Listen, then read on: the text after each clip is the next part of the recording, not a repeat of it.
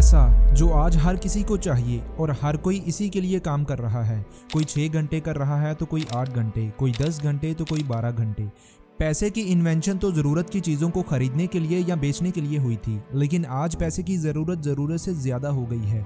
आज पैसे के पीछे पूरी साइकोलॉजी काम कर रही है, जो कि एक समझदार इंसान के लिए भी समझना मुश्किल है। लेकिन जिसको पैसे की साइकोलॉजी समझ आ जाती है तो उसके लिए अमीर बनना कोई मुश्किल काम नहीं रहता। आज जितने भी वेल्दी इंसान हैं ये पैसे की साइकोलॉजी को अच्छे से जानते और समझते हैं। आम लोग सोचते हैं कि उनके पास बहुत सा पैसा आ जाए तो वो जल्दी से अमीर बन जाएं, बड़ी बड़ी गाड़ियों में, बड़े बड़े घरों में रहें, जबकि रियलिटी में ऐसा नहीं होता। अमीर लोग पैसे को एक टूल की तरह ट्रीट करते हैं, नई नई अपॉर्चुनिटीज फाइंड करने में, ज्यादा से ज्यादा पैसा बनाने में और फ्रीडम हासिल करने में। इसलिए जरूरी ये नहीं कि आपके पास बहुत सा पैसा आ जाए, जरूरी ये है कि आप उस पैसे को इस्तेमाल कैसे करोगे, और यही चीज कहलाती है द साइकोलॉजी ऑफ मनी।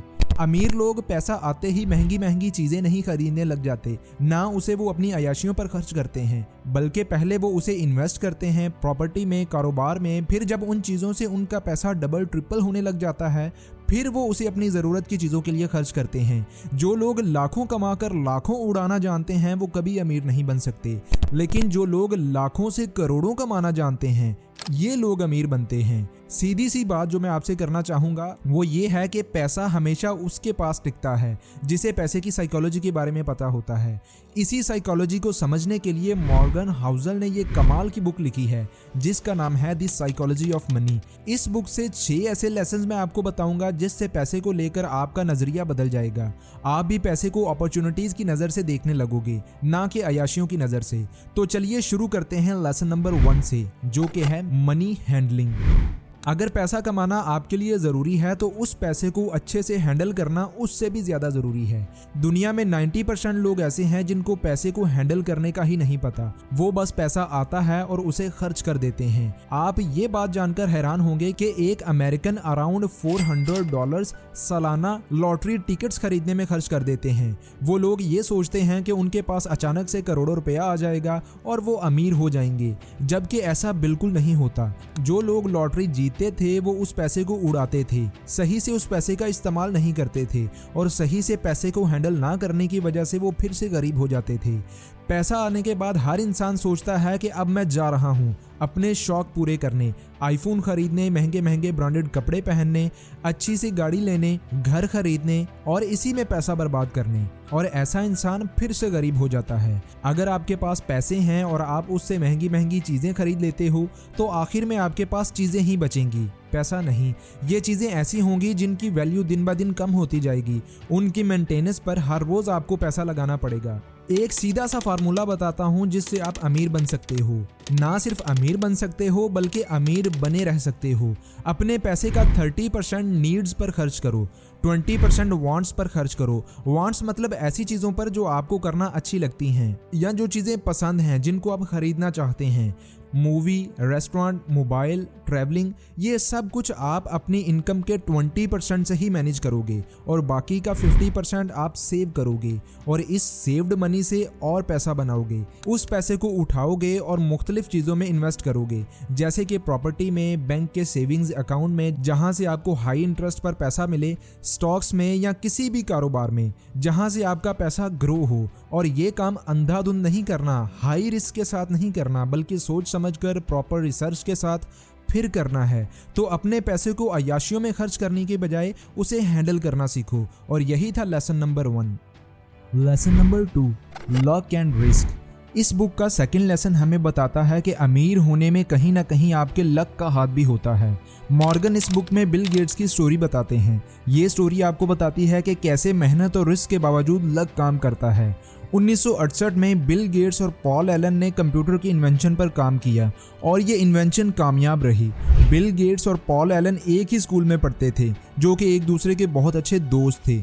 1968 में अराउंड 30 करोड़ बच्चे हाई स्कूल्स में पढ़ते थे।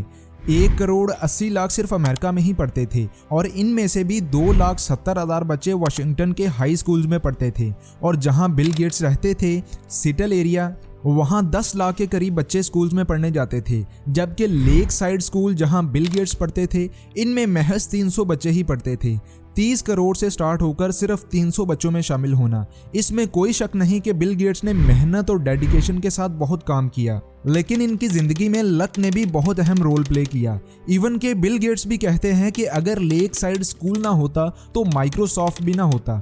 दूसरी तरफ बिल गेट्स की ही क्लास में केंट एवन नामी एक बच्चा पढ़ता था, जिसकी स्किल्स, आइडियाज और काम करने का स्टाइल बिल गेट्स से भी अच्छा था, लेकिन उसकी पहाड़ से गिरकर मौत हो गई। अमेरिका में 10 लाख में से सिर्फ एक हाई स्कूल में पढ़ने वाला बच्चा पहाड़ से गिरकर मरता है। जी हाँ, 10 लाख में से सिर्फ एक, और वो केंट एवन था, जो कि उसके बैड लक की वजह से हुआ। इस बुक के ऑथर कहते हैं कि कुछ भी इतना अच्छा या बुरा नहीं होता जितना वो दिखता है। किसी की भी कामयाबी की कहानी सुनकर या किसी की स्टोरी ऑनलाइन पढ़कर ऐसा नहीं सोचना चाहिए कि मैं भी इसी तरह से कामयाब हो जाऊंगा, या किसी की नाकामी की कहानी सुनकर अपनी मेहनत को नहीं छोड़ना चाहिए। हो सकता है कि उसकी नाकामी की कोई और वजह हो जो आप फेस ना करें। साथ में ये भी याद रखें कि आपका लक आपका फ्यूचर डिसाइड नहीं करता, बल्कि आपकी डेडिकेशन और हार्डवर्क आपका फ्यूचर डिसाइड करता है। आपको करना यह है कि सिर्फ मेहनत करनी है, अपनी और दूसरों की गलतियों से सीखना है। आपकी ज़िंदगी अपनी गलतियों से सीखने के लिए बहुत छोटी है, इसलिए ज़िंदगी में तेज़ी से आगे बढ़ने के लिए दूसरों की गलतियों से भी सीखें। Lesson number 3, how much money is enough for you. जो लोग गरीब हैं वो करोड़पति बनना चाहते हैं, जो करोड़पति हैं वो अरबपति बनना चाहते हैं, और जो अरबपति हैं वो दुनिया का अमीर तरीन इंसान बनना चाहते हैं। इसलिए पैसा एक ऐसी चीज़ है जिसके पीछे भागते भागते आप थक जाओगे, लेकिन इसकी लालच कभी ख़त्म नहीं होगी। आप ख़त्म हो जाएंगे लेकिन इसकी लालच ख़त्म नहीं होगी। इसलिए आपको अपना इनफ पॉइंट पता होना चाहिए। आपको पता होना चाहिए कि आपको कब और कहाँ रुकना है। आप 10 करोड़ रुपए अर्न करके रिटायरमेंट लेना चाहते हैं या 100 करोड़, इसका आपको पता होना चाहिए। इस बारे में वॉरेन बफेट बहुत ही अच्छी बात करते हैं। To make money they didn't have and didn't need, they risked what they did have and what they did need. यानी वो पैसा जो उनके पास नहीं था और ना ही उन्हें उसकी ज़रूरत थी, उसके लिए वो इन चीज़ों को दांव पर लगाते हैं जो उनके पास है और उन्हें उनकी ज़रूरत भी है।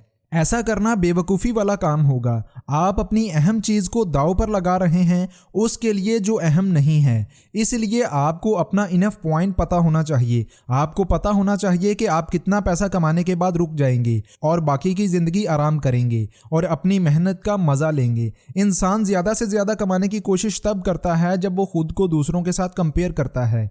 आपको ऐसा बिल्कुल नहीं करना। अगर आपकी एनुअल इनकम 1 करोड़ है तो कोई ऐसा भी होगा जिसकी 10 करोड़ होगी, कोई ऐसा भी होगा जिसकी 100 करोड़ होगी, और कोई ऐसा भी होगा जिसकी 1000 करोड़, और ये ऐसे ही आगे से आगे है। इसलिए आपकी ज़िंदगी अपनी है, ख्यालात अपने हैं, मेहनत अपनी है, तो इसे दूसरों के साथ कंपेयर क्यों करना। Lesson number 4, power of compounding. Warren Buffett पर अराउंड 2000 बुक्स लिखी जा चुकी हैं जिनमें वॉरेन की इन्वेस्टमेंट स्ट्रेटजीज पर बात की है। हर इंसान का फोकस इस बात पर है कि वॉरेन इन्वेस्टमेंट से दुनिया के अमीर तरीन लोगों में शामिल हुआ है, लेकिन कोई इस बात पर फोकस नहीं करता कि वॉरेन 10 साल का था जब से उसने इन्वेस्टमेंट शुरू की थी। वॉरेन दुनिया का अमीर तरीन इन्वेस्टर तो है, लेकिन सबसे ज्यादा प्रॉफिटेबल इन्वेस्टर नहीं। जिम साइमंस, जो कि हेज फंड कंपनी के हेड हैं, वो 1998 से 66% मंथली हर साल कंपाउंड कर रहे हैं, लेकिन वॉरेन सिर्फ 22% एनुअली कंपाउंड कर पा रहे हैं।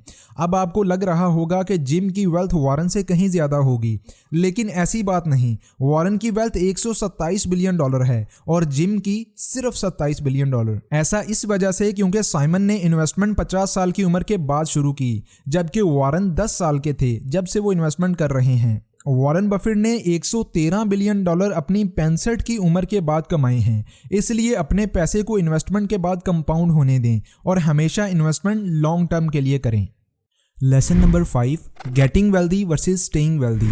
मॉर्गन हाउसल कहते हैं कि आज के दौर में अमीर बनना मुश्किल काम नहीं है, क्योंकि अपॉर्चुनिटीज़ इतनी है कि इंसान 5-7 साल मेहनत करके धक्के खाकर अमीर बन ही जाता है। लेकिन अमीर होने से भी मुश्किल काम है अमीर बने रहना। अगर आपके पास चंद पैसे हैं तो आप कहीं बाहर निकलोगे तो आपको बड़े बड़े मॉल्स दिखेंगे, महंगे महंगे होटल्स और रेस्टोरेंट दिखेंगे जिनमें रहना खाना पीना आप पसंद करोगे, लेकिन असल में वो आपको ट्रैप करने के लिए होते हैं ताकि आप उनकी सर्विसेज बाय करो और अपने पास पड़े पैसे खर्च करो। आप अपना फ़ोन भी ऑन करोगे तब भी आपको बहुत से एड्स दिखेंगे जो आपसे पैसा निकलवाने की पूरी कोशिश करेंगे और बहुत हद तक वो कामयाब भी हो जाएंगे। इसलिए अमीर लोगों में और वेल्दी लोगों में बहुत फ़र्क होता है। वेल्दी लोगों को पता होता है कि उन्हें कंपनीज के ट्रैप में फंसना नहीं है, वो खुद को और खुद के पैसों को कंट्रोल करना जानते हैं। इस बुक के ऑथर कहते हैं कि ये कभी मानकर नहीं चलना कि जो कामयाबी आपको कल मिली थी वो आने वाले कल में भी मिलेगी, इसलिए पैसों को सोच समझकर खर्च करना बहुत ज़रूरी है।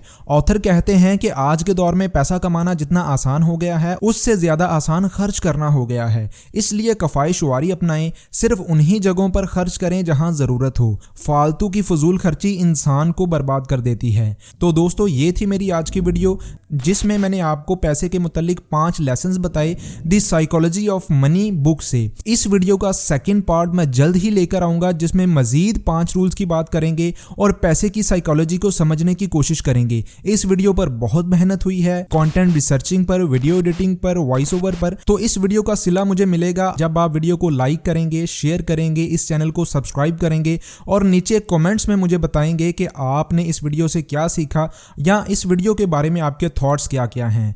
तो मिलते हैं अगली वीडियो में, तब तक पार्ट 2 का इंतजार करें। अल्लाह हाफिज़।